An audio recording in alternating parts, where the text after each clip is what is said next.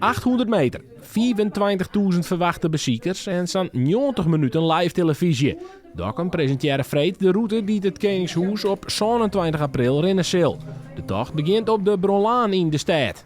Vrij dicht al bij het wetter, dus bij de Zuidergracht. Nou, en dan gaan wij richting de Woordpoort te Bregen. En dan gaan we richting de doorbraak. We gaan voorbij de Ziel, een rondje oer de Ziel. En dan gaan we richting de Moenen naar de helling. Dit is nou de route waar elke keer van zijt.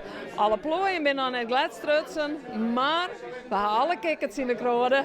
Dit wordt hem.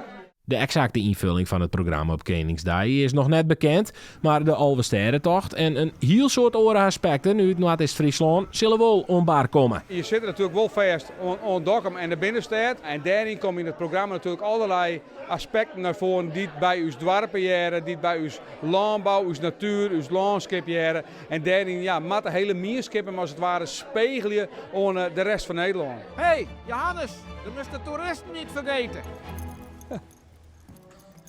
Ze mogen hier graag meedenken. Wat mooi moet waan, is mooi moet werken en mooi moet vieren. Dokkum had de laatste jaren zoveel geïnvesteerd binnen ondernemers in deze gemeente, bedrijven, maar ook maatschappelijke instellingen. Die maken echt het verschil. Niet alleen voor deze stad, maar ook voor deze hoeken van Friesland. En daarom dachten wij, als er nou één gemeente is die het verdient om Koningsdag te houden, dan is het Dokkum wel en Noord-Est-Friesland. Ik ben behoorlijk grutsk. Met name ik om hoe wij het deel zetten als organisatie. Want het is net niks. Dokkum is maar de laatste stad die dit grootste evenement in Nederland ontnauwt te organiseren. Mooi. Nou, en dat we dat zo goed doorgaan, maar zoveel complimenten, links en rechts, ja, daar ben ik grutsk en dankbaar voor.